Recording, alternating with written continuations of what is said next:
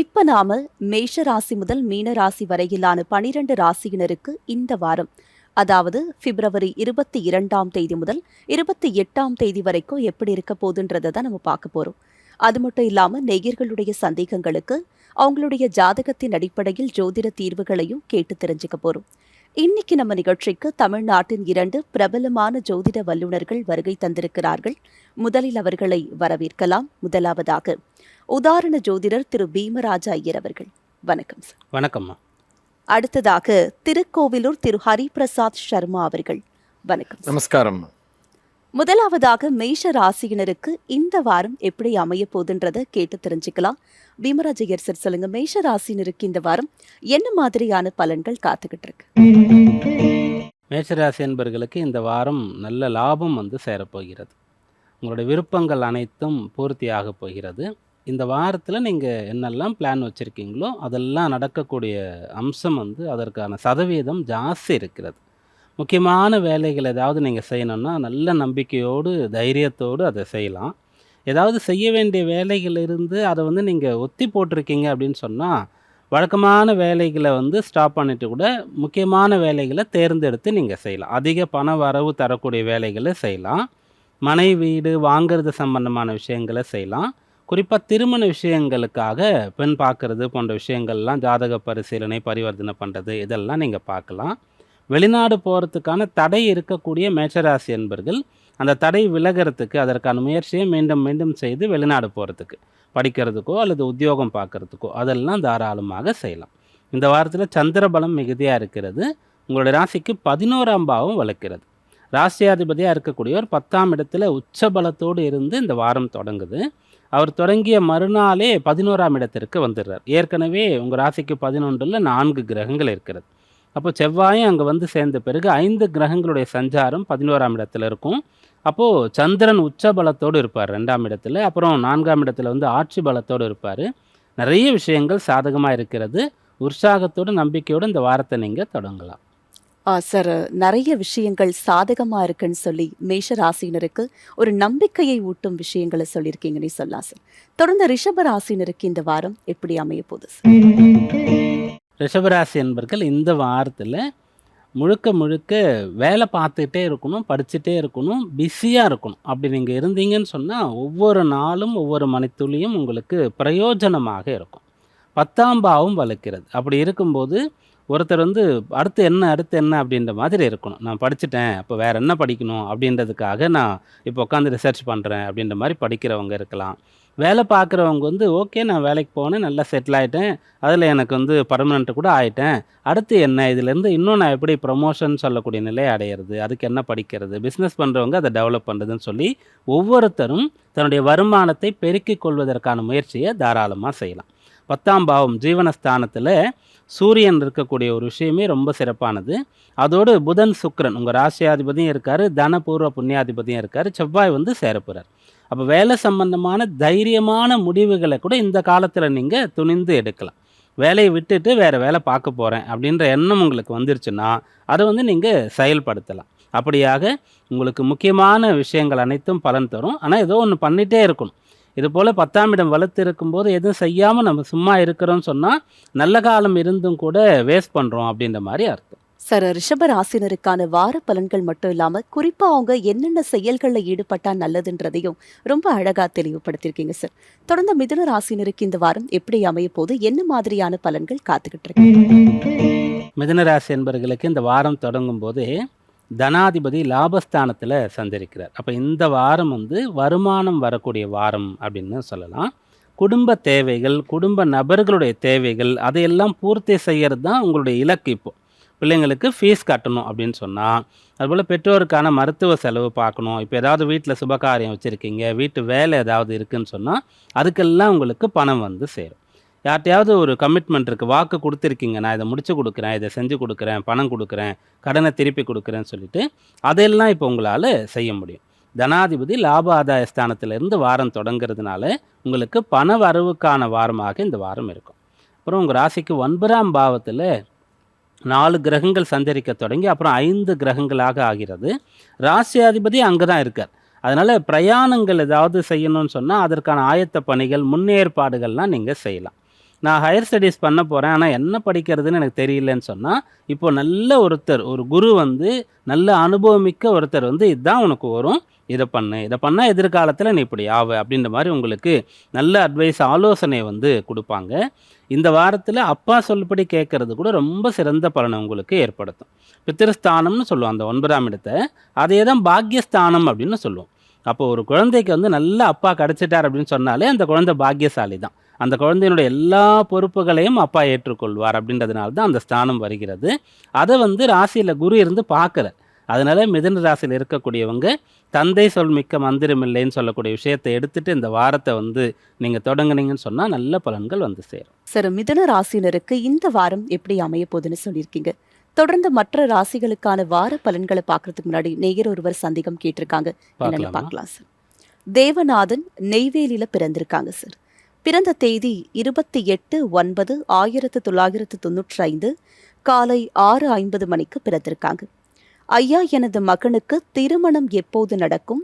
மேலும் எந்த தொழிலும் நிரந்தரமாக அமையவில்லை. என்ன தொழில் செய்தால் அவனது எதிர்காலம் சிறப்பாக இருக்கும்னு கேட்டிருக்காங்க சார். ஜாதகர் வந்து விசாக நட்சத்திரம் 2ஆம் பாதம் துலா ராசியில் பிறந்திருக்காரு. இப்போ 30 வயசு இப்போ ஆயிடுச்சு அவருக்கு. ஸோ திருமணம் பற்றி கேட்குறீங்க, எப்போ நடக்கும் அப்படின்னு சொல்லிட்டு, என்ன தொழில் அப்படின்றது.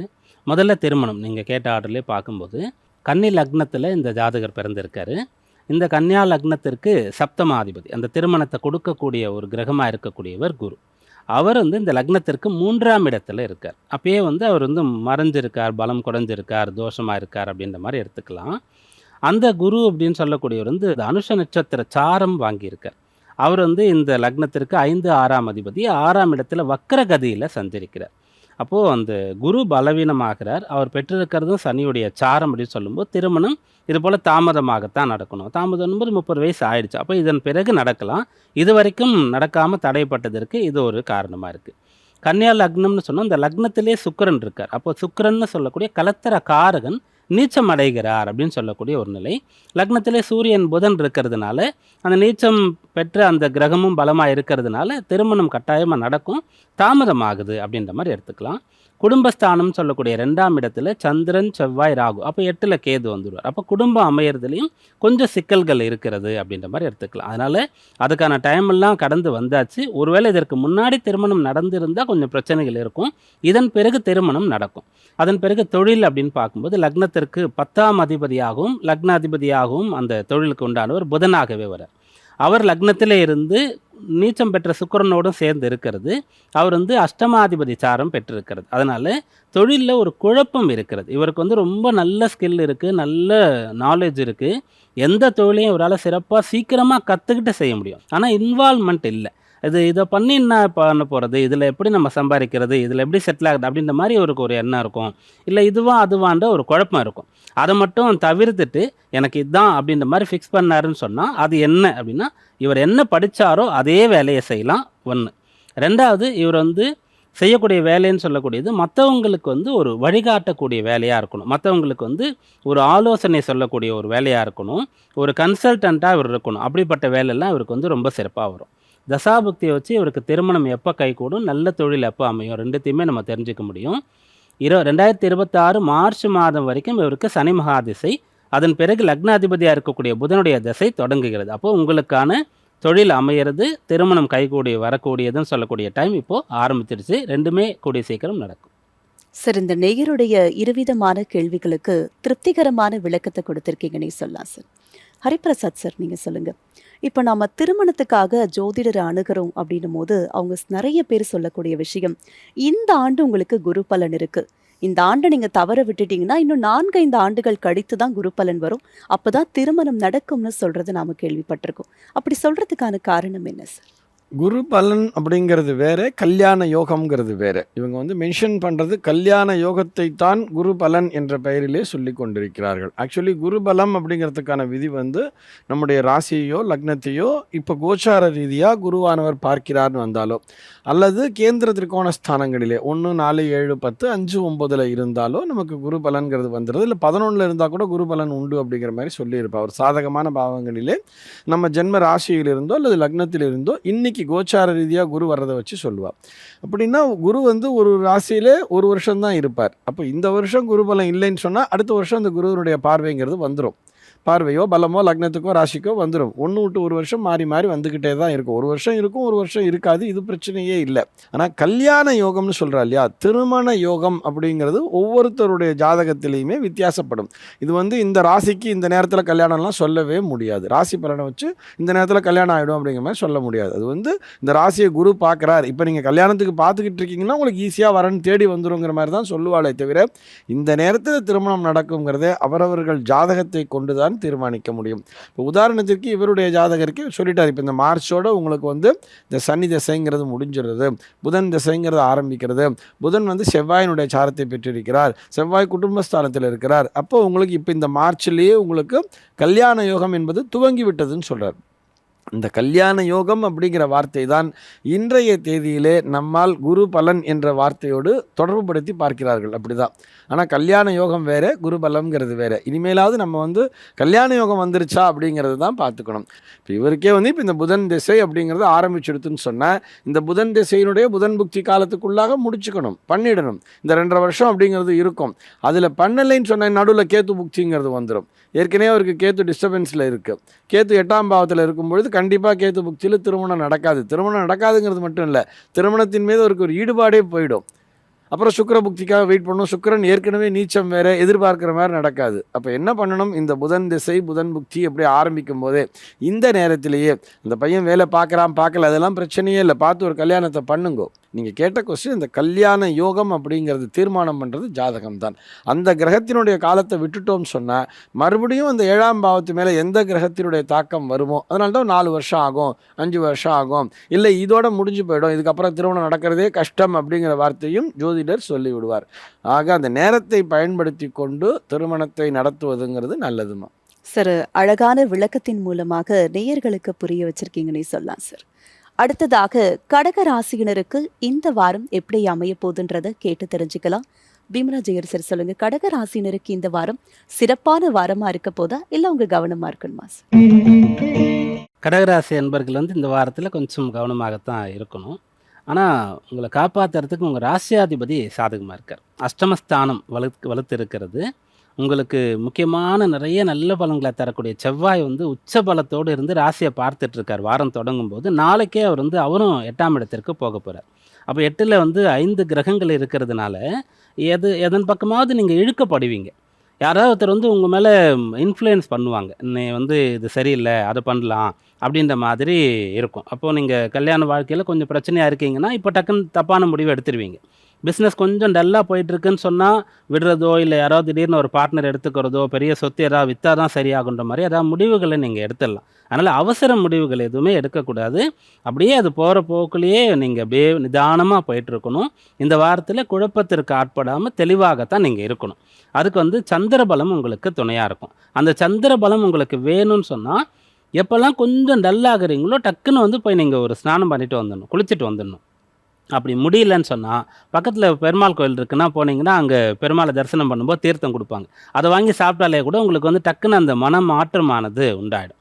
ஒரு கிரகத்தையும் இந்த பஞ்சபூதத்தோடு தொடர்புபடுத்துவோம். அப்படி சந்திரன்னு சொன்னாலே நீர் தான் அந்த இடத்துல. அதனால நீங்கள் வந்து இந்த விஷயங்களை கடைபிடிங்க. என்ன ரொட்டீன் ஒர்க்கோ அதை மட்டும் செஞ்சிட்ருங்க. நல்லதோ கெட்டதோ பெரிய முடிவுகள் எதுவும் இந்த வாரத்தில் எடுக்க வேண்டாம். சார், நீங்கள் சொன்னதுலேருந்தே ஒரு விஷயம் தெளிவாகுது.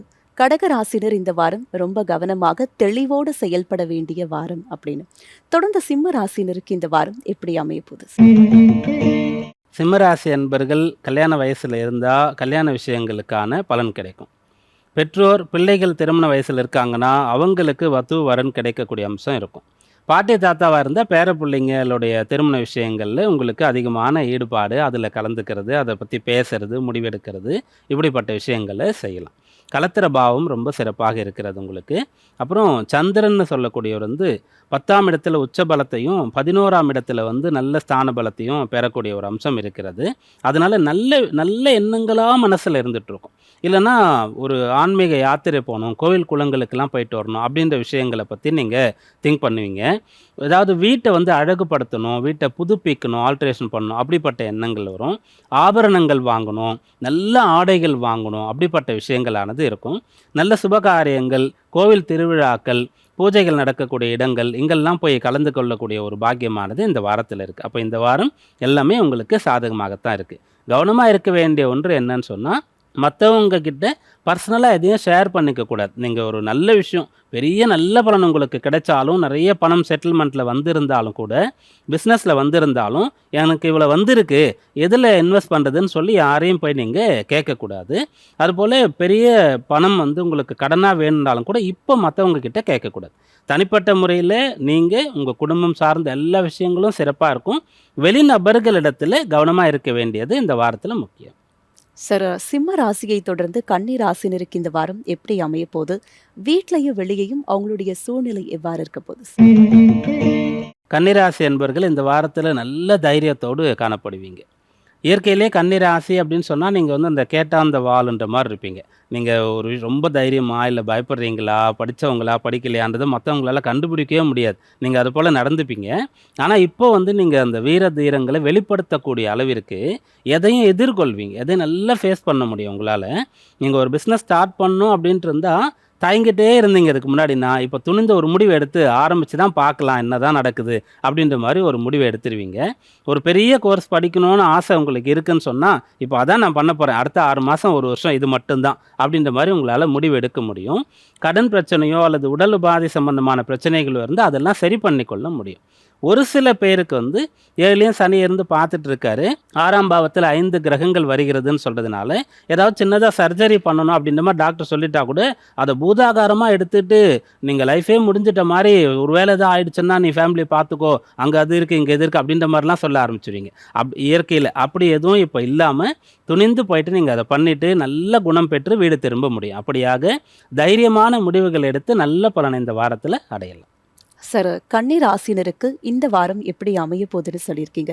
தொடர்ந்து மற்ற ராசிகளுக்கான வார பலன்களை பார்க்கறதுக்கு முன்னாடி நேயர் ஒருவர் சந்தேகம் கேட்டிருக்காங்க, என்னன்னு பார்க்கலாம் சார். லக்ஷ்மணன் தென்காசியில பிறந்திருக்காங்க சார். பிறந்த தேதி 14/7/2001 பிற்பகல் 3:53 மணிக்கு பிறந்திருக்காங்க. ஐயா, மத்திய அரசு வேலைக்காக நான் தேர்வு எழுதியிருக்கிறேன், அரசு வேலை எனக்கு கிடைக்குமான்னு கேட்டிருக்காங்க சார். ஜாதகர் அஸ்வினி நட்சத்திரம் 2ஆம் பாதம் மேஷராசியில் பிறந்திருக்காரு. வயது வந்து குறைவு தான், 2001 தான் பிறந்திருக்கீங்க. நீங்கள் வந்து ஆல்ரெடி இதுக்கான தேர்வு அவர் எழுதிட்டு இருக்காருன்றதால மீண்டும் மீண்டும் உங்களுக்கு வாய்ப்பு இருக்கிற வரைக்கும் நீங்கள் ட்ரை பண்ணிகிட்டே இருக்கலான்றது ஃபஸ்ட்டு நான் பொதுவான கருத்தை பதிவு பண்ணிடுறேன். உங்கள் ஜாதகப்படி எப்படி இருக்குது அப்படின்னு பார்த்தீங்கன்னா, நீங்கள் அஸ்வினி மேஷம்னு பார்த்தோம், லக்னம் வந்து விருச்சிக லக்னம். இந்த விருச்சிக லக்னத்திற்கு ஜீவனாதிபதியாக இருக்கக்கூடியவர் வந்து சூரியன். அதனால தான் நீங்கள் இது போல் ஒரு வேலை வேணும்னு சொல்லிட்டு அதுக்காக நிறைய படிச்சிங்க, போய் ட்ரை பண்ணிகிட்டே இருக்கீங்க. ஆனால் அந்த சூரியன் வந்து அஷ்டமஸ்தானத்தில் இருக்கார். அப்போது அஷ்டமஸ்தானம் அங்கே சம்மந்தப்படுது. நீங்கள் விருச்சிக லக்னம்னு சொல்லும்போது இந்த லக்னமே ஜேஷ்டா, அந்த கேட்ட நட்சத்திரம் தான் இருக்குது. அஷ்டமாதிபதி தான் சாரமே, அந்த லக்னத்திற்கே சாரம் கொடுத்துருக்கு. அந்த அஷ்டமத்தில் ராகு இருக்கார். நீங்கள் எப்படி பொருள் ஈட்டணும்னு சொல்லக்கூடிய தனாதிபதி, நீங்கள் என்ன பூர்வ புண்ணியம் செய்து எப்படிப்பட்ட ஒரு வேலையில் இருக்கணும்னு தீர்மானிக்கக்கூடிய பூர்வ புண்ணியாதிபதி குரு, இவரும் அங்கே தான் இருக்கார். அஷ்டமஸ்தானம் தான் உங்களுக்கு நிறைய சம்மந்தப்பட்டு கொண்டிருக்கிறது. உங்கள் லக்னத்துக்கு நேர் எதிரிலையும் சனி இருக்கார், 7ஆம் இடத்துல. சனி சுக்கிரனுடைய சேர்க்கை, லக்னத்தில் லக்னாதிபதி செவ்வாய் இருந்த போதும் அவர் வந்து வக்ரம் ஆயிட்டார். அதனால் நீங்கள் வெளியூரில் போய் வேலை பார்க்க வேண்டிய ஒரு நபர் தான். அப்போ அரசு வேலைன்னு சொன்னாலே நீங்கள் வெளிநாட்டுக்கு போகவே முடியாதுன்ற மாதிரி ஆகிடும். நீங்கள் நம்ம ஊர்லேயே தான் இருக்கணும் அப்படின்ற மாதிரி இருக்கும். ஆனால் உங்களுக்கு வந்து எங்கேயோ கண்காணாத இடத்துல போய் நீங்கள் இருக்கணும் அப்படின்ற மாதிரி இருக்கிறது. அதனால் இப்போ நீங்கள் இந்த வயசில் உங்களுடைய கல்விக்கு வெளிநாட்டில் வேலை இருக்குன்னு சொன்னால் தாராளமாக நீங்கள் கிளம்பி போயிடலாம். இது ஜாதக ரீதியாக உங்களுக்கு சொல்ல வேண்டியது. முதல்ல ஒரு விஷயமும் சொல்லிட்டேன், உங்களுக்கு 2 வழி சொல்லியிருக்கேன். ஏன்னா அஸ்வினி மேஷம், அப்போ சந்திரனும் கேதுடைய தொடர்பு வந்துடுச்சு, லக்னமும் அஷ்டமாதிபதி தொடர்பு வந்துட்டதுன்னு சொல்கிறதுனால அவ்வளோ சீக்கிரமாக ஒரு டிசிஷன் மேக்கிங் வந்து உங்களால் முடியாது. அப்போது 2 சொல்லியிருக்கோம். நீங்கள் உட்காந்து வீட்டில் பெரியவங்களோட, குறிப்பாக அப்பா அம்மாவோட பேசிட்டு ஏதாவது ஒரு முடிவை இமீடியட்டாக எடுத்து செயல்படுத்திட்டீங்கன்னு சொன்னால் ரொம்ப நல்லா செட்டில் ஆகிடலாம். தசை எப்படி இருக்குது அப்படின்னு பார்க்கும்போது, நீங்கள் கேத்து மகா திசையில் பிறந்தீங்க, சுக்கிர தசை பூர்த்தி ஆகிட்டு 2025 ஜூலை, கடந்த ஜூலையில் சுக்கிர தசை முடிஞ்சிட்டு இப்போ சூரிய தசை உங்களுக்கு ஆரம்பிச்சிருக்கு. அந்த சூரியன் தான் ஜீவனாதிபதி, முதல்ல அவரை தான் நம்ம எடுத்தோம். அவரே 8ல் தான் போய் இருக்காரு புதனோட அப்படின்னு ராகுவோட சொல்லும்போது இந்த திசையும் அதையே தான் உங்களுக்கு சொல்கிறது. இந்த 2 வழி இல்லாமல் 3ஆவதாக ஒரு வழி சொல்லணுன்றதும் தோணுது. அப்பா என்ன வேலை பண்ணாரோ, எந்த பிஸ்னஸ் பண்ணாரோ அது சம்மந்தமாக செய்யலாம். இல்லைன்னா இந்த 2த்தில் அப்பா எதை சொல்கிறாரோ அதை கண்ணை மூடிட்டு கேட்டிங்கன்னு சொன்னால் நல்லபடியாக நீங்கள் செட்டில் ஆவீங்க. சார், இந்த நேயருடைய கேள்விக்கான விளக்கம் மட்டும் இல்லாமல் அவர் அடுத்தடுத்து என்ன செஞ்சால் நல்லா இருக்கும் அப்படின்றதையும் ரொம்ப அழகாக தெளிவுபடுத்தியிருக்கீங்கன்னே சொல்லலாம் சார். ஹரிபிரசாத் சார், நீங்கள் சொல்லுங்கள். இப்போது அரசு வேலைன்றது நிறைய பேருடைய கனவு, குறிப்பாக மத்திய அரசு வேலைன்றது நிறைய பேருடைய ஆசையாக இருக்குது. இப்போ மத்திய அரசு துறையில் ஒருவர் பணிபுரியணும்னா அவங்களுடைய ஜாதக அமைப்பு எப்படி இருக்கணும் சார்? வலிமையாக இருக்க வேண்டும். முதல்ல லக்னாதிபதியும் 10ஆம் பாவாதிபதியும் வலிமை பெற்றிருக்க வேண்டும். ஒரு ஸ்திரமான உத்தியோகம், ஒரு நிரந்தர உத்தியோகம். அரசு தரப்பு அப்படின்னு வந்துட்டாலே அங்கே சூரியன் செவ்வாய் சம்பந்தப்படுவார்கள். சூரியன் செவ்வாய், 3ஆவதாக சொல்லக்கூடியது குரு அப்படிங்கிற ஒரு கிரகம். இந்த 3 கிரகங்கள் அந்த ஜீவனஸ்தானத்தின் மேல், அந்த உத்தியோகஸ்தானத்தின் மேல் தங்களுடைய அந்த பார்வையோ அல்லது ஆதிக்கத்தையோ செலுத்தணும். அப்போ தான் அவங்களால அந்த ஒரு central government job, state government job, government job அப்படிங்கிறதுக்குள்ளே வர முடியும். அதில் சூரியன் செவ்வாயெல்லாம் வலிமையாக இருந்தால் நம்ம மத்திய அரசு பணி அப்படிங்கிறதுக்கு போயிடலாம் கொஞ்சம். ஏன்னா இப்போ நம்ம comparing to state government job, மத்திய சென்ட்ரல் கவர்மெண்ட் ஜாப்புங்கிறது கொஞ்சம் நிறைய ஒரு ஸ்ட்ரிக்டாக இருப்பா, கரெக்டாக ரூல்ஸ் படி ஃபாலோ பண்ணுவாங்கிற மாதிரி தான் நம்மளாம் நினச்சிட்டு இருக்கோம் இல்லையா. அந்த ரூல்ஸ் அப்படின்னு வந்தாலே அங்கே குருங்கிறவர் பிரதானமான இடத்தினை பிடிப்பார். அப்போ குருவினுடைய ஒரு பார்வை, ஒரு பலம், அல்லது குரு அந்த இடத்துல உட்கார்ந்து இருக்கிறது, இதெல்லாமே மத்திய அரசு பணிக்கான ஒரு தகுதிகள். இப்படி தான் பார்த்துக்கணும். ஜாதகத்தில் முதல்ல லக்னாதிபதி வலிமையாக இருக்கிறாரா, அவருக்கு லக்னத்திலே குருங்கிற ஒரு விஷயம் இதை கொஞ்சம் பலம் இதுவாக இருந்தாலும், அது ஒரு வக்கரம்லாம் சொன்னார், நிறைய விஷயங்களை பற்றி பேசினார். இப்போ இது அந்த அளவிற்கு அவரால் முடிவை சரியாக எடுக்க முடியாத அளவிற்கு தடுமாறி கொண்டிருக்கிறார். சந்திரனும் ஒரு கேத்து சாரம் பெற்றிருக்கிறது. லக்னாதிபதியும் இப்போ ஒரு 8ல் இருக்கார். இந்த சூரியன் இப்போ 10ஆம் இடத்துக்கு அதிபதியும் இப்போ ஒரு 8ல் இருக்காருன்னும் பொழுது நிறைய தடுமாற்றங்கள் அப்படிங்கிறது இருக்குது. அதுக்கு ஒரு கைடன்ஸ் கொடுத்துட்டார். ஏன்னா அது மறைவு ஸ்தானம் அப்படின்னு சொன்னான்னா எந்த கிரகங்களுமே மறையாது. முதல்ல ஜாதகத்தில் ஒரு மறைவு ஸ்தானங்கள்னு ஒரு சில ஸ்தானங்களை சொல்லியிருப்பா. 6, 8, 12 மறைவு ஸ்தானங்கள். 3ஆம் இடம் கூட கொஞ்சம் மறைவு ஸ்தானம் அப்படிங்கிற மாதிரி சொல்லுவாள். மறைவு ஸ்தானம்னா எந்த கிரகங்களுமே மறையாது, மறைத்து பலனை சொல்ல வேண்டிய ஸ்தானங்கள்னு சொல்கிறாள்.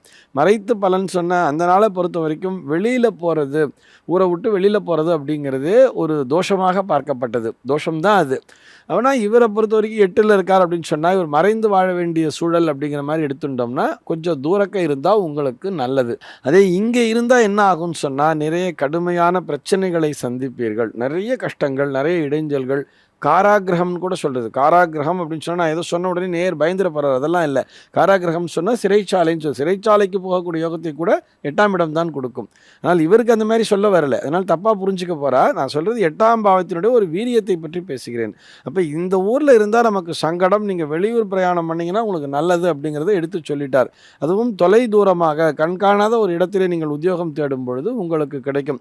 இந்த ஒரு கைடன்ஸ்க்காகத்தான் ஜாதகம் பார்க்குறோம். நமக்கு என்ன நடக்குமோ அதான் நடக்க போகிறது. எதுக்குன்னு சொன்னால், எனக்கு நான் இங்கேயே ட்ரை பண்ணுறேன், நான் தேசபக்தி இருக்க வேண்டியதான், நம்முடைய நாட்டுக்கு நம்ம சேவை செய்யணும், இதிலெல்லாம் தப்பே இல்லை.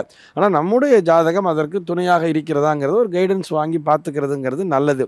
இந்த நேயரை பொறுத்தவரை அவருக்கு வெளியூரில் தான் உத்தியோகங்கிறத சொல்லிட்டார். அப்போ அதன்படியே பின்பற்றுவதுங்கிறது நல்லது. நம்ம ஜாதகத்தில் ஒன்று லக்னாதிபதி வலுப்பெற்றிருக்க வேண்டும். லக்னாதிபதி லக்னத்திலே உட்கார்ந்துருக்கார், ஒரு பலமாக இருக்கிறார், ஸ்திரமாக இருக்கிறார்னு சொன்னால் என்ன கஷ்டம் வந்தாலும் உள்ளூர்லேயே நம்மளால் சமாளிச்சிட முடியுங்கிற ஒரு திறன்கிறது இருக்கும். அதனால் அங்கே நமக்கு லக்னாதிபதியும் கொஞ்சம் சிரமமாக இருக்குது, 10ஆம் இடத்துக்கு அதிபதியும் கொஞ்சம் சிரமமாக இருக்குது. அது திசை இப்போ குறிப்பாக சொல்லணும்னா இப்போ நடத்தக்கூடிய அந்த திசை பார்த்தோம்னா அந்த 10ஆம் பாவத்துக்கு அதிபதி சூரியன் அவர் 8லேயே இருக்கார் அப்படின்னு வரும்பொழுது நிச்சயமாக இவர் வெளியில் போனாதான் இவருக்கு வாழ்க்கைங்கிறது வரும். இந்த மாதிரி தான் ஒவ்வொருவருடைய ஜாதகத்திலையுமே அந்த லக்ன பாவகமும் 10ஆம் பாவகம் இது ரெண்டுமே தீர்மானிச்சிடும். மிச்ச பாவங்கள்லாம் கூட பார்க்கணுங்கிறது இல்லை. இப்போது ஃபார் எக்ஸாம்பிள் ஏதோ திசை ரீதியாக ஏதோ கொஞ்சம் வெளியில் பயணிக்கணுங்கிற மாதிரி இருக்குது. ஆனால் லக்ன பாவமும் 10ஆம் பாவமும் ஸ்ட்ராங்காக இருந்துருதுன்னு சொன்னால் அவர் உள்ளூர்லேயே ஹெட் குவார்ட்டர்ஸை வச்சுண்டு இந்த ஒரு குறிப்பிட்ட காலம் வரைக்கும் மட்டும் அந்த திசைக்கு ஏற்றார் போல் ஒரு டெம்பரவரியாக வெளியில் ரோமிங் பண்ணிகிட்டே இருப்பார். நிறைய பேர் அவங்களுடைய வேலையிலே பார்த்தா சுற்றின்னு இருக்கிற மாதிரி வேலையாக இருக்கும். ஆனால் அவங்களுடைய ஹெட் குவார்ட்டர்ஸுங்கிறது ஒரே இடத்துல இருக்கும். ஆனால் இவருடைய ஜாதகத்தின்படி இவருக்கு பிறந்த பூமியில் உத்தியோகங்கிறது அத்தனை ஸ்திரமாக இல்லை. அந்நிய தேசத்து பணிக்கு பார்த்துக்கிறதுங்கிறது நல்லதுமா. அடுத்ததாக துலா ராசியினருக்கு வரக்கூடிய வாரம் எப்படி அமைய போது, என்ன மாதிரியான பலன்கள் காத்துக்கிட்டு இருக்குன்றத கேட்டு தெரிஞ்சுக்கலாம். பீமராஜிகர் சார், நீங்க சொல்லுங்க, துலா ராசினருக்கு இந்த வாரம் எப்படி அமைய போகுது? துளாராசி அன்பர்களுக்கு இந்த வாரம் மிகவும் சிறப்பாக இருக்கும். ஆனால் பலன் வந்து நேரடியாக உங்களுக்கு இல்லை. இப்போ நீங்கள் ஏதாவது ஒரு வித்தையை பழகுறீங்கன்னு சொன்னால் அதற்காக உங்களை அர்ப்பணிக்கணும். ரொம்ப தெளிவாக தீர்க்கமாக ஒரு விஷயத்தை வந்து கற்றுக்கிறது, படிக்கிறது, பழகிறது, அது போல் விஷயங்களை நீங்கள் செய்யலாம். பலனை எதிர்பார்க்காம செய்யலாம். ஒரு 4 மணி நேரம் நீங்கள் செய்கிற வேலையை 8 மணி நேரம் செய்ய வேண்டி இருக்குது. ப்ராக்டிஸ் பண்ணணும், அவ்வளோ நேரம் திரும்ப திரும்ப படிக்கணும் அப்படின்னு சொன்னால் அது வந்து உங்களால் இப்போ முடியும். உங்களுக்குன்னு ஆசாபாசங்கள், அபிலாஷைகள் போய் உங்களுக்குன்னு ஒரு பொழுதுபோக்கு நேரம் இருக்கு இல்லையா, அதெல்லாம் இல்லாமல் தீவிரமாக ஒன்றில் ஈடுபடுவது அப்படின்னு சொல்லக்கூடிய விஷயங்களை படிக்கிறவங்க, வேலை பார்க்குறவங்க செய்யலாம். திருமணமாகி பிள்ளைகள் பெரியவர்களாக இருக்காங்க அப்படின்னு சொல்லக்கூடிய மிடில் ஏஜில் இருக்கக்கூடியவங்க பிள்ளைகளை பற்றி தான் முழுக்க முழுக்க இப்போ சிந்திப்பீங்க. அவங்களுடைய எதிர்காலம் என்ன, என்ன படிக்க வைக்கலாம், அவங்களுக்கான திருமண விஷயங்கள் அப்படின்னு சொல்லி அதை பற்றி தான் ஃபுல்லாக நீங்கள் திங்க் பண்ணுவீங்க. அப்புறம் பூர்வீகத்தில் உங்களுக்கு சொத்து இருந்தால் அதை பற்றி இப்போது விஷயங்களை நீங்கள் பேசலாம்.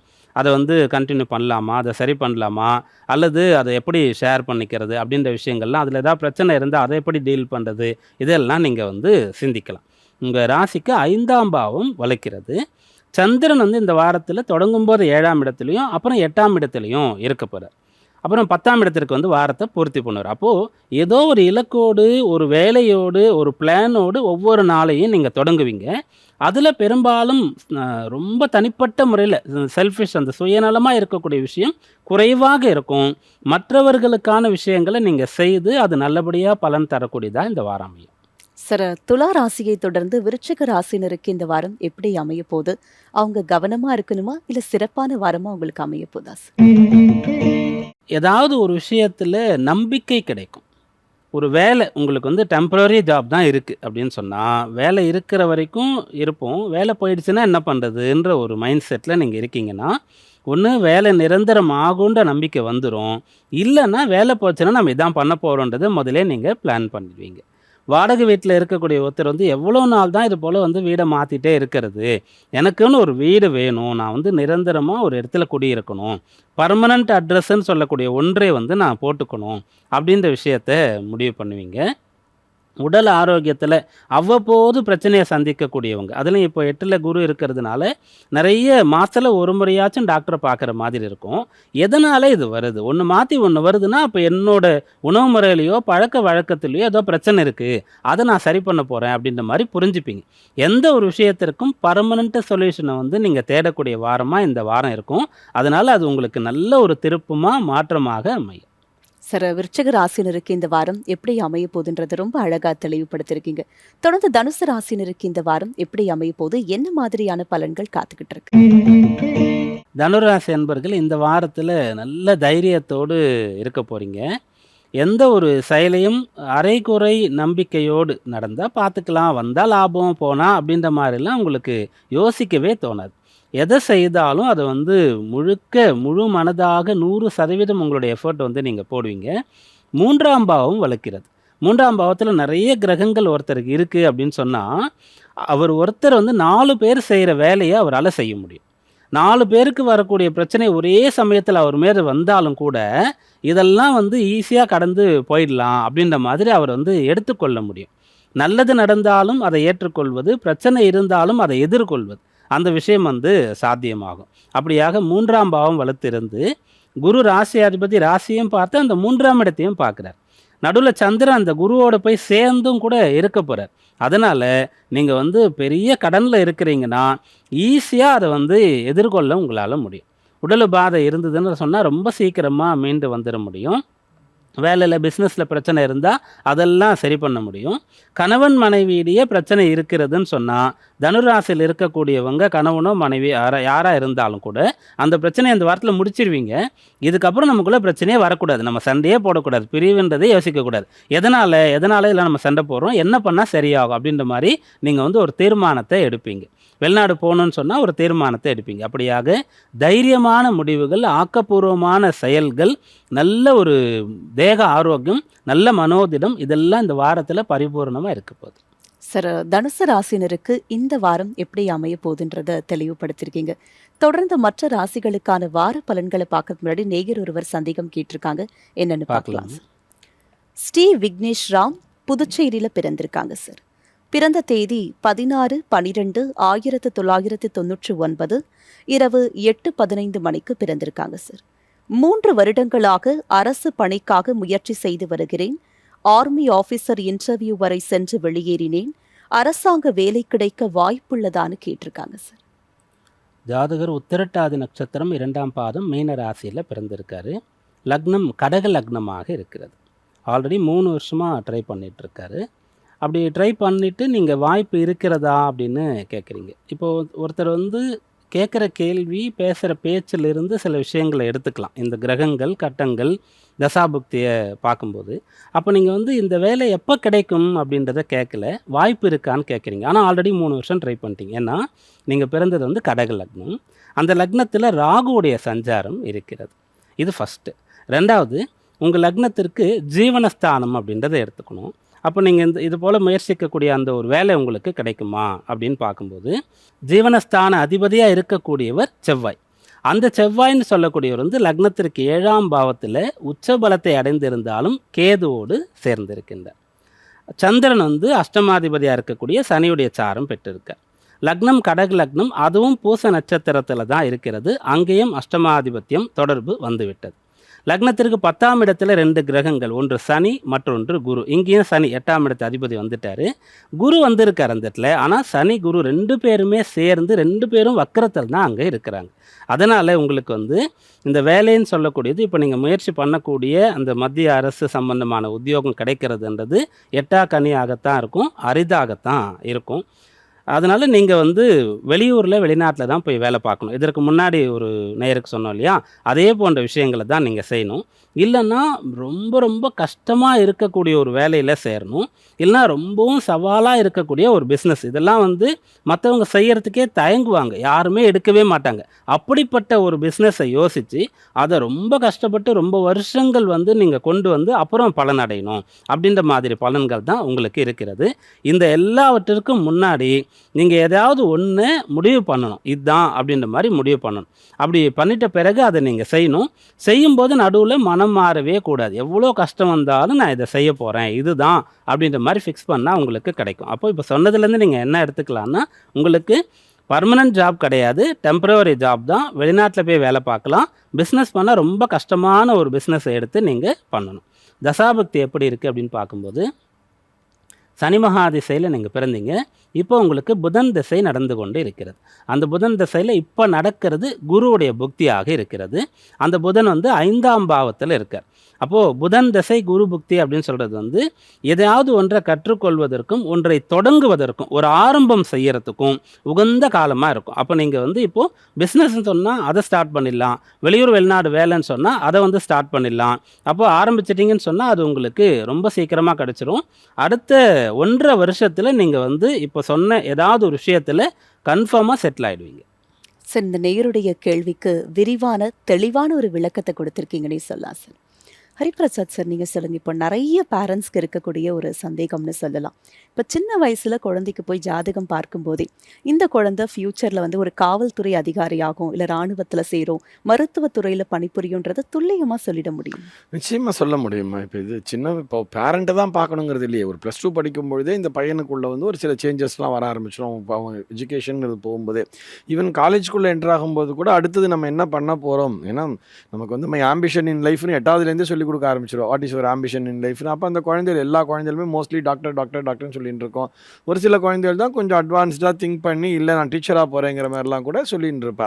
இப்போ இவர்களுடைய ஜாதகத்தை பார்க்கும் பொழுது இவாளே தெரிஞ்சுக்கலாம்னு சொல்கிறேன். இந்த +2 முடித்த உடனே அடுத்து காலேஜ்குள்ளே என்ட்ரு ஆகும் பொழுது இந்த குழந்தைகளை அவள் ஜாதகத்தை பார்த்து நான் இந்த ஃபீல்டு எனக்கு சரியாக வருமாங்கிறத தெரிஞ்சுக்கணும். ஏன்னா +2 முடித்த உடனேயே இப்போ ஒரு ஆர்மி ஆஃபீஸர் ஆகணும்னு சொன்னால் அதுக்கு நமக்கு நிறைய நேஷனல் டிஃபென்ஸ் அகாடமி நடத்துகிற காலேஜஸ்லாம் இருக்கும், DRDOலாம் நிறையா இருக்குது. அந்த மாதிரி ஒரு காலேஜஸில் போய் ஜாயின் பண்ணும்பொழுது they can do for BCom BBA அந்த மாதிரி சம்திங் கூட பண்ணிட்டு கூட அவங்க அந்த டிஃபென்ஸ்க்கான ட்ரைனிங்குள்ளே போயிடலாம். ஏன்னா இன்றைக்கி அதுக்கு தான் இம்பார்ட்டன்ஸ் கொடுப்பா. நேஷனல் டிஃபென்ஸ் அகாடமியில் படிக்கிற குழந்தைகள் எல்லாருமே டிஃபென்ஸ் ஆஃபீஸராக போயிடுறா. If you want to become an army officer சொன்னால் எனக்கு நான் டிஃபென்ஸ்குள்ளே போக முடியுமா முடியாதா அப்படிங்கிறது நம்முடைய ஜாதகம் தீர்மானித்து விடும். ஜாதகத்தை பொறுத்தவரை இந்த 10ஆம் பாவத்திற்கு அதிபதியாகவோ அல்லது 10ஆம் பாவத்தின் மீது இந்த செவ்வாயினுடைய தாக்கம்ங்கிறது இருந்தால், இந்த சூரியன் செவ்வாய் தான் நம்ம அரசாட்சிக்குரியவர்கள்னு சொல்கிறோம். செவ்வாயினுடைய பலம் அதிகமாக இருந்து விட்டாலே அவர்களுக்கு அந்த மிலிட்ரி மேலே ஒரு ஆசை, ஒரு ஆர்வம்ங்கிறது வந்துடும். உதாரணத்திற்கு இந்த நேயரை கூட நம்ம எடுத்துக்கலாம். அவருக்கு 10ஆம் இடத்திற்கு அதிபதி செவ்வாய் தான். அவருக்கு 10ஆம் இடத்திற்கு அதிபதி செவ்வாய் தான். அந்த செவ்வாய் வந்து உச்சபலத்தோடு வேறு இருக்கிறார் அப்படின்னு சொல்லிட்டார். ஆனால் கூட கேத்துவோட ஒரு சேர்க்கைங்கிறது இருக்குது, அங்கே ஒரு டிஸ்டர்பன்ஸுங்கிறது இருக்குதுன்னு சொல்லிட்டார். இன்னும் அந்த சாரங்கள் எல்லாம் பார்த்து நம்ம இன்னும் அவருக்கு வந்து முடியுமா முடியாதாங்க சொல்லிவிடுவோம். அண்ணா வந்து முடியாத ஒரு அந்நிய தேசத்தில் தான் ட்ரை பண்ணணுங்கிறது சொல்லிட்டார். ஆக இந்த செவ்வாயினுடைய பலம்ங்கிறது இருந்தால் போதுமானது. ஆனால் செவ்வாயினுடைய பலம் எந்த மாதிரி இருக்குது, அப்போ நடக்கக்கூடிய திசைகள் வந்து இந்த செவ்வாய்க்கு சப்போர்ட் பண்ணுறதா அப்படிங்கிறத கணக்கு பண்ணி இவர் காவல்துறையில் இவன் பணியாற்ற முடியுமா முடியாதாங்கிறத நிச்சயமாக சொல்லிவிட முடியும். அது காவல்துறைன்னு வரும்பொழுது நம்ம வந்து இப்போது இங்கே லோக்கலில் இருக்கக்கூடிய காவல்துறையும் இருக்கும், போலீஸ் டிபார்ட்மெண்ட் இருக்கும், அதிலே வந்து மிலிட்ரி ஃபோர்ஸஸ் இருக்கும். இன்னும் ஒரு சில பேர் பார்த்தா பார்டர் செக்யூரிட்டி ஃபோர்ஸ்னு வச்சுருப்பா, பிஎஸ்எஃப்னு சொல்லி. இப்போ இவருக்கு கூட சொல்லும் பொழுது ரொம்ப கடினமான ஒரு தொழில் அப்படின்னு சொன்னார். ரொம்ப கஷ்டமான தொழில், சாதாரணமாக எல்லாராலையும் நினச்சி பார்க்க முடியாத ஒரு தொழில் அப்படின்னு வரும்பொழுது இவர் அந்த மாதிரி விஷயங்களுக்கு கூட ட்ரை பண்ணலாமோன்னு தோன்றது எனக்கு. இப்போ ஒரு பார்டர் செக்யூரிட்டி ஃபோர்ஸ் ஆகட்டும் அல்லது சப்மரைனில் ஒர்க் பண்ணுவார் தெரியுமா இவருக்கு. ஏன்னா சந்திரன்கிறது லக்னாதிபதி சந்திரனாக இருக்கிறதுனால even he can go for navy அப்படிங்கிற மாதிரி நான் நினைக்கிறேன். இப்போ இந்த செவ்வாயினுடைய சாரம் சந்திர சாரம் பெற்றிருந்தால், செவ்வாய் வந்து ஒரு திருவோண நட்சத்திர காலில் இருந்தால், அதே மாதிரி அந்த கேத்துவும் அதோடு சேர்ந்து அதே திருவோணத்திலே இருந்தால் he can go for navy அப்படிங்கிற மாதிரி கூட நம்ம அவருக்கு சஜஸ்ட் பண்ண முடியும். ஆனால் என்ன சாரங்கிறத பார்க்கணும். இப்படி ஒவ்வொரு விஷயங்களும் நிறைய இருக்குது. ரொம்ப கஷ்டமான தொழில் இருக்கும், நம்ம யோசிச்சு கூட பார்த்துருக்க மாட்டோம். ஸோ இதெல்லாம் நம்ம ஜாதகத்திலே ஒத்து வர்றதா, அந்த செவ்வாயினுடைய பலம் அதிகமாக இருந்தால் காவல்துறையில் பணியாற்ற முடியும். நீங்கள் இந்த மருத்துவம் அப்படிங்கிற விஷயத்தை கேட்டால், மருத்துவம் வரும்போது பிரதானமாக அங்கே சூரியனுடைய ஆதிக்கம்ங்கிறது இருக்கணும். சூரியன் நன்றாக இருந்தால் மருத்துவத்துறையில் வர முடியும். அதுலேயே செவ்வாய் காம்பினேஷனும் வரும். அங்கேயும் இந்த செவ்வாய் காம்பினேஷன் தான் ஒரு நல்ல சர்ஜனாக வருவார்கள், நல்ல சர்ஜன் பண்ணுற மாதிரி. ராகு காம்பினேஷன் வந்ததுன்னா ஒரு மாஸ்டர் ஆஃப் ட்ரக்ஸ் அப்படிங்கிற ஒரு விஷயம் வரும். அதுலேயே கேத்து காம்பினேஷன் வந்து அனஸ்தட்டிஸ்டாக வருவார். இப்படி ஒவ்வொரு இதுவும் நம்ம பிரித்து பார்க்க முடியுமா. ஸோ அவர்கள் இதுக்கு தான் ஜாதகம் பார்க்கணுன்னே சொல்கிறது. நான் எனக்கு இந்த டிபார்ட்மெண்ட் எனக்கு வருமா, நான் சென்ட்ரல் கவர்மெண்ட் ஜாப்குள்ளே போவேனா, நான் ஒரு ஆர்மி பர்சனாக போக முடியுமா, அல்லது நான் ஒரு டிடெக்டிவ் ப்ரைவேட் டிடெக்டிவாக போக முடியுமாங்கிறது கூட ஜாதகம் சொல்லிடும். ப்ரைவேட் டிடெக்டிவாக போகணும்னு சொன்னால் அதுக்கு செவ்வாய் ராகு துணை புரிய வேண்டும். ராகுவால் மட்டும்தான் ஒரு டிடெக்டிவ் ஏஜென்சியாக பண்ண முடியும். அதில் புதனுடைய பிரத்யோகமும் இருக்கணும். ராகு வந்து புதன் சாரம் பெற்று ராகு வலிமையாக இருந்தால் அவங்க ஒரு டிடெக்டிவ் ஏஜென்சி கூட அவங்களால ஸ்டார்ட் பண்ண முடியும். இப்படி அந்த நம்ம கிளாஸை பிரித்து பார்த்து அவர்களுக்கு சொல்லிவிட முடியுமா. அடுத்ததாக மகர ராசியினருக்கு இந்த வாரம் சிறப்பான வாரமா இருக்க போதா இல்லை அவங்க கவனமா இருக்கணுமான்றதை கேட்டு தெரிஞ்சுக்கலாம். பீமராஜ் ஐயர் சார் சொல்லுங்க, மகர ராசியினருக்கு இந்த வாரம் எப்படி அமைய போகுது? மகர ராசி என்பர்கள் வந்து பண வரவு பெறக்கூடிய வாரமாக இந்த வாரம் இருக்கும். தனஸ்தானம் வளர்க்கிறது. தனஸ்தானத்தில் சுக்கிரன், அந்த சுக்கிரனோடு செவ்வாயும் போய் சேர்றது. அதனால் வந்து பெரும் பொருள் வரக்கூடிய யோகம் கூட இருக்கிறது. சொத்து சம்பந்தமாக ஏதாவது டீலிங் நடந்துட்டு இருக்கு அப்படின்னு சொன்னால் அது இப்போ உங்கள் கைக்கு வரும். உங்களுக்கு பிடிச்சதாக வரும். அந்த சொத்துலேயே வந்து எனக்கு அந்த பூர்வீக சொத்துலாம் பிரிச்சுட்டு இருக்காங்கன்னு சொன்னால் எனக்கு இந்த பகுதி வந்தால் நல்லாயிருக்கும்னு நீங்கள் ஆசைப்பட்டீங்கன்னா அதுவே உங்களுக்கு வந்து சேரும். வேலை முடித்து ரிட்டையர்மெண்ட்டு செட்டில்மெண்ட்டு அப்படின்னு சொல்லக்கூடியவர்களுக்கு எதிர்பார்த்ததை விட சீக்கிரமாக சுலபமாகவே அந்த வேலை நடக்கிற மாதிரி இருக்கும். ரொம்ப நாளாக விற்க முடியாத வீட்டையோ மனையோ விற்கிறதுக்கான ஒரு வாரமாக இந்த வாரம் இருக்கும். ஏன்னா நிறைய பேர் வந்து இது போல் ஏதாவது ஒரு சொத்தை வந்து வாங்கினதே ஃப்யூச்சரில் அதை சேல் பண்ணிவிட்டு பொண்ணு கல்யாணம் பண்ணலாம், பசங்களோட ஹையர் ஸ்டடீஸுக்கு யூஸ் பண்ணலாம் அப்படின்ற மாதிரி தான். ஆனால் அந்த ஒரு காலம் வரும்போது அவங்க என்ன ட்ரை பண்ணாலும் அதை விற்கவே முடியாது, இல்லை ரொம்ப விலை குறைவாக கேட்பாங்க. அப்படிப்பட்டவர்கள் இந்த வாரத்தை பயன்படுத்தி கொள்ளலாம். அதுபோல் உங்களுக்கு வரவேண்டிய பணம், இதுபோல் விற்று வர வேண்டிய பணம், சொத்து ரீதியாக வர வேண்டிய பணம், இதற்கெல்லாம் நீங்கள் முயற்சி பண்ணலாம். அந்த 2ஆம் இடத்துல நிறைய கிரகங்கள் இருக்கிறதுனால பேசி தான் நீங்கள் வேலை பார்க்குறீங்க அப்படின்னு சொன்னால் அதில் உங்களுக்கு நல்ல பலன் கிடைக்கும். ஒரு மீடியேட்டராக இருக்கீங்கன்னு சொன்னால் உங்களுக்கு வந்து இதுக்கு முன்னாடி செஞ்ச வேலையில் 2 பேரை நீங்கள் கனெக்ட் பண்ணுறீங்க, அவங்க உங்களுக்கு எதுவும் கொடுக்காம போயிட்டாங்க, அப்போ பயம் வருதுன்னு சொன்னால் இந்த வாரத்தில் செய்கிற வேலையெல்லாம் உங்களுக்கு பலன் தரும். அப்படியாக அந்த தனஸ்தானம் வாக்குஸ்தானம் சாதகமாக இருக்கிறது. அந்த இடத்துல இத்தனை கிரகங்கள் இருக்கிறது மட்டும் இல்லாமல் குருவும் பார்க்கறதுனால பணம் பேச்சுனால உங்களுக்கு ஆதாயம் கிடைக்கும். சார், மகர ராசினருக்கான வார பலன்கள் மட்டும் இல்லாம குறிப்பாக அவங்களுக்கு எந்தெந்த விஷயங்கள் சாதகமாக அமைய போகுதுன்றதை ரொம்ப அழகா தெளிவுபடுத்திருக்கீங்க. தொடர்ந்து கும்ப ராசினருக்கு இந்த வாரம் எப்படி அமைய போகுது? கும்பராசி என்பவர்களுக்கு இந்த வாரத்தில் நிறைய நண்பர்கள் கிடைப்பாங்க. அதுபோல் வேலை தேடிட்டு இருக்கீங்கன்னா ஒரே சமயத்தில் ஒன்றுக்கு மேற்பட்ட இடத்துல வேலைக்கு போகிறதுக்கான ஒரு ஆப்பர்ச்சுனிட்டி உங்களுக்கு கிடைக்கும். பிஸ்னஸ் பற்றிலாம் யோசிக்கிறீங்கன்னு சொன்னால் நிறைய பிஸ்னஸ் டீலிங் வந்து உங்களுக்கு கண் முன்னாடியே தெரிய வரும். எதை எடுத்துக்கிறது அப்படின்ற மாதிரி உங்களுக்கு வந்து இப்போ நிறைய சாய்ஸ் இருக்கும், உங்களுக்கு ஆப்ஷன்ஸ் வந்து நிறைய இருக்கும். அதில் நீங்கள் குழப்பத்திற்கு உட்படாமல் எனக்கு இதுதான் அப்படின்ற மாதிரி தீர்க்கமாக யோசித்து ஒரு துறையை எடுத்து படிக்கிறீங்க, ஒரு பிஸ்னஸ் எடுத்து பண்ண போகிறீங்க, ஒரு கல்யாணத்துக்காக வரக்கூடிய நிறைய ப்ரொஃபைலில் கரெக்டாக சூஸ் பண்ணி இதுதான் அப்படின்ற மாதிரி எடுத்து பண்ணுறீங்கன்னு சொன்னால் அதெல்லாம் உங்களுக்கு நல்ல பலன்களை கொடுக்கும். அப்போ இந்த வாரத்தில் என்ன நடக்கும்னா, இதுக்கு முன்னாடி எதுவுமே கிடைக்காத போது இப்போ நிறைய சேர்ந்து கிடைக்கிற மாதிரியான ஒரு பலனானது இந்த வாரத்தில் இருக்கிறது. ராசியில் சுக்கிரன் இருக்கார். சுக்கிரன் பாக்யாதிபதி, குரு பார்க்குறார். அதனால் ஆசைப்பட்ட விஷயங்கள் உங்களுக்கு கிடைக்கணும். அந்த சுக்கிரனோடு செவ்வாயும் சேர்ந்து இருக்கிறதுனால இந்த வாரம் தொடங்கும் போது 12ஆம் இடத்துல இருப்பார், அப்புறம் ராசிக்குள்ளே வந்துடுவார். தைரியமாக இதுதான் எனக்கு வேணுன்றதை முடிவு பண்ண முடியும். சுக்கிரன் ஆசையை கொடுப்பார், அந்த ஆசையை வந்து அடைவது, அந்த அந்த ஆசையை வந்து சொல்லி அதை பூர்த்தி பண்ணிக்கிறது அப்படின்ற ஒரு தைரியத்தை செவ்வாய் கொடுப்பார். இந்த 2 பேருமே ராசியில் இருப்பாங்க. புதனும் கூட இருக்கிறதுனால அதை மிகச்சரியாக சாமர்த்தியமாக அதற்கான எல்லா வேலைகளையும் பண்ணி அந்த காரியம் சாதித்து கொள்ள முடியும். அப்படியாக நீங்கள் வேலை பார்க்குற இடத்துல கூட ஒரு ப்ரமோஷனுக்காக ட்ரை பண்ணுறீங்கன்னா இப்போ நீங்கள் ட்ரை பண்ணலாம்.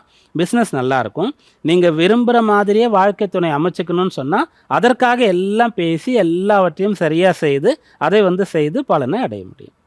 சார், கும்பராசிக்கு இந்த வாரம் எப்படி அமைய போகுதுன்னு சொல்லியிருக்கீங்க. தொடர்ந்து மீன ராசியினருக்கு இந்த வாரம் எப்படி அமைய போகுது சார்? மீனராசி என்பர்களுக்கு இப்போ நம்ம கும்பத்தில் 4 கிரகம் இருக்குது, செவ்வாய் சேர்ந்து வராருன்றது பிரதானமாக எடுத்துகிட்டு தான் பலனை முதல்லேருந்தே சொல்லிட்டு இருக்கோம். அப்போது நீங்களே யோசித்து பார்க்கும்போது அது வந்து விரய பாவமாக உங்களுக்கு இருக்கும். ஏற்கனவே அந்த விரையாதிபதியாக இருக்கக்கூடிய சனி ராசியில் இருக்கார், ஜென்ம சனி அப்படின்னு சொல்கிறோம். ஆனால் சனி லாபஸ்தானத்துக்கும் அதிபதி தான். அப்போது சந்திர பலம், சந்திரன் 3, 4, 5 அப்படின்னு சொல்லக்கூடிய இடங்களில் வந்து பலம் பெறுவார். முதல்ல 2ஆம் இடத்துல இருப்பார். அப்போ என்னென்னா, முதல்ல நீங்கள் செலவு பண்ணணும், அப்புறம் உங்களுக்கு பணம் வரும் அப்படின்ற மாதிரி இருக்கும். முதல்ல நீங்கள் படிக்கணும், அப்புறம் வேலை கிடைக்கும். முதல்ல நீங்கள் வேலை பார்க்கணும், அப்புறம் தான் சேலரி போடுவாங்க. பிஸ்னஸ்னால் முதல்ல நீங்கள் மூலதனம் போடும்போது தான் அது உங்களுக்கு ரிட்டர்ன்ஸ் வரும். அப்படியாகத்தான் இந்த வாரம் இருக்கும். அதனால் இந்த வாரத்தில் யாராவது உங்களுக்கு ஹெல்ப் பண்ணணும்னா ஃபஸ்ட்டு நீங்கள் அவங்களுக்கு ஹெல்ப் பண்ணணும். யாராவது ஏதாவது செய்யணும்னு சொன்னால் நீங்கள் போய் வாய் விட்டு கேட்கணும். நீங்கள் போய் அங்கே நிற்கணும், உங்கள் ஆப்ளிகேஷன் அது இருக்கணும். அப்போ தான் உங்களுக்கு வேலை நடக்கும். நீங்கள் பாட்டு உட்காந்துருந்தீங்கன்னா உங்களை தேடி வராது. கல்யாண விஷயத்துலையும் கூட சில பேர் ஜாதகம் பார்க்கும்போது கேட்பாங்க, பொண்ணு தேடி வருமா, நாங்கள் தான் போய் தேடணுமா அப்படின்னு சொல்லிட்டு. அப்போ இந்த வாரத்தில் எதையுமே நீங்கள் தேடினால் நீங்கள் வந்து கேட்டுட்டா உங்களுக்கு கிடைக்கும். செலவு பண்ணி கொஞ்சம் உழைத்து அப்புறம் பலன் தரக்கூடிய வாரமாக இந்த வாரம் அமைப்போம். சார், மீன ராசினருக்கு இந்த வாரம் எப்படி அமைய போகுதுன்றத ரொம்ப தெளிவாகவே சொல்லியிருக்கீங்க. நம்ம நிகழ்ச்சியினுடைய நிறைவு பகுதிக்கு வந்திருக்கிறோம் சார். இவ்வளோ நேரமாக 12 ராசிகளுக்கான வார பலன்கள் மட்டும் இல்லாமல் நேயர்களுடைய சந்திக்கங்களுக்கு விரிவான விளக்கத்தையும் தெளிவான விளக்கத்தையும் கொடுத்திருக்கீங்க. நன்றி. நமஸ்காரம். நன்றி சார். நன்றி. என்ன நேயர்களே, இந்த வாரம் நம்ம நாளை நமதே நிகழ்ச்சியில முதல் பகுதியான அறிவோம் ஜோதிடம் பகுதியில தமிழ் ஜோதிடம் பத்தியும் 12 ராசிகளுக்கான வார பலன்கள் மட்டும் இல்லாம நேயர்களுடைய சந்தேகங்களுக்கு அவங்களுடைய ஜாதகத்தின் அடிப்படையில் ஜோதிட தீர்வுகளையும் கேட்டு தெரிஞ்சுக்கிட்டோம். இதே மாதிரி உங்களுக்கும் சந்தேகங்கள் இருந்தா உங்களுடைய பெயர், ஊர், பிறந்த தேதி, பிறந்த நேரம், பிறந்த ஊர் இது எல்லாத்தையும் கீழே கொடுக்கப்பட்டிருக்க வாட்ஸ்அப் நம்பருக்கு மறக்காம அனுப்புங்க. உங்க ஜாதகத்தின் அடிப்படையில் ஜோதிட தீர்வுகளை கேட்டு தெரிஞ்சுக்கலாம். மீண்டும் அடுத்த நிகழ்ச்சியில் உங்களை சந்திக்கும் வரை உங்களிடமிருந்து விடை பெறுபவர் உங்கள் உமா.